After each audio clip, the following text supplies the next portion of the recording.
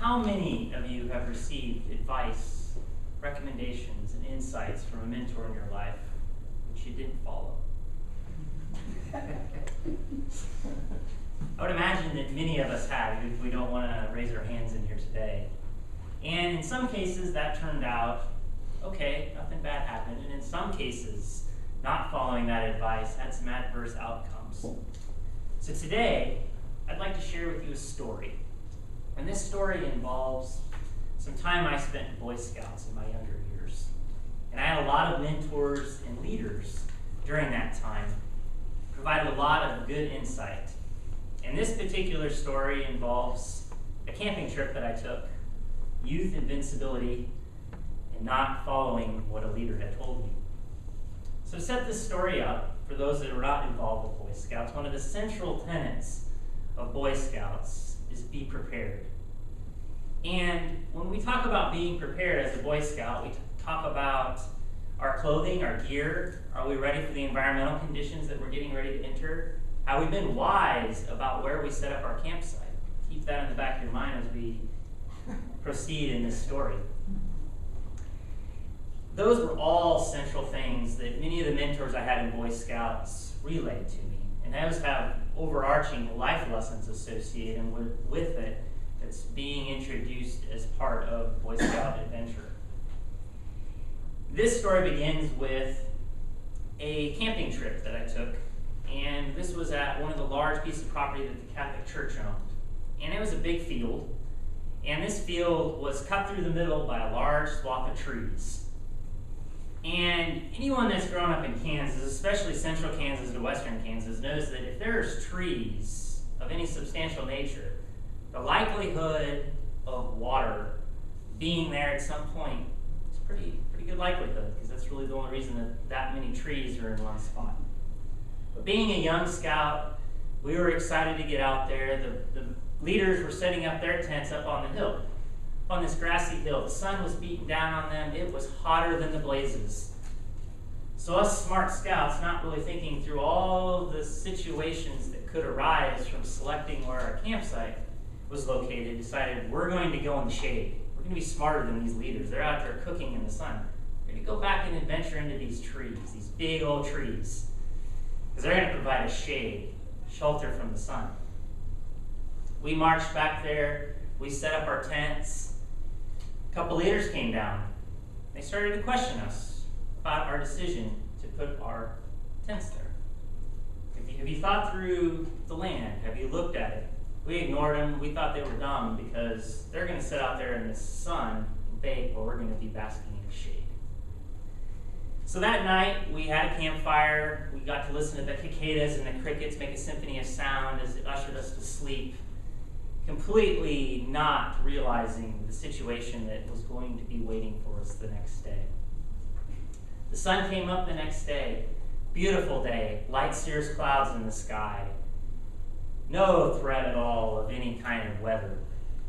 We got involved with the activities of the day as the sun began to warm the earth and the humidity began to rise.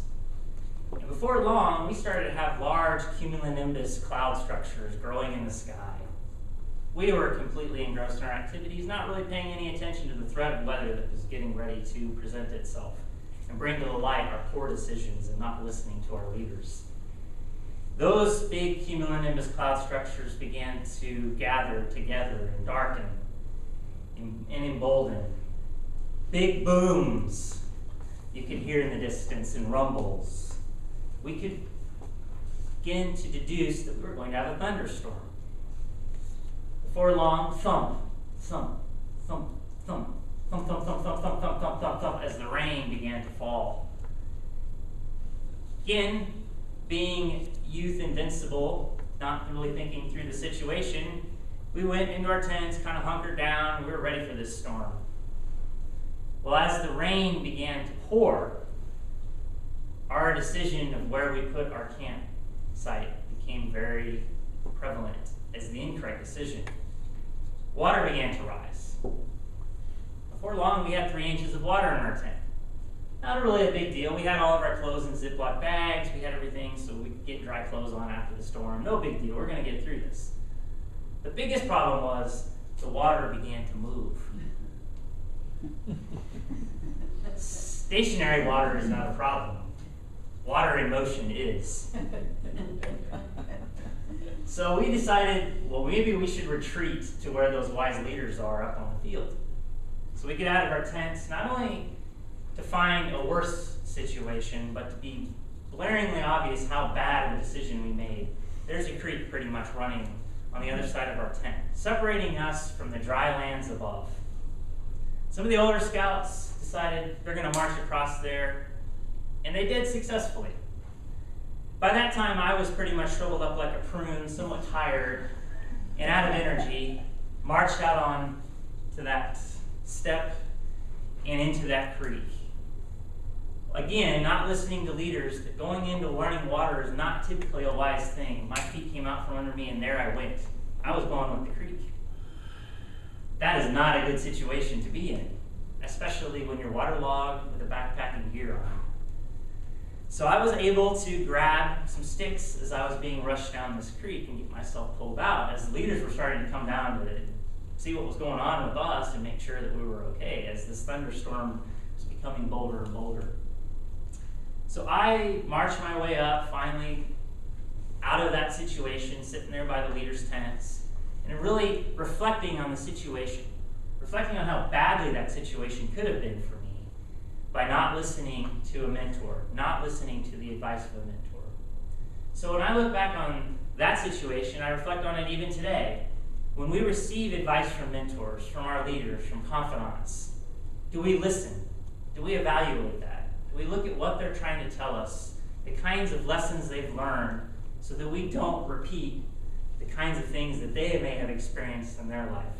So I encourage you all, if you have a mentor, you have a leader, and they tell you something, think through it critically, evaluate it, figure out how you can incorporate that into your life so that you can avoid the torrent river that keeps you from your full potential. Thank you.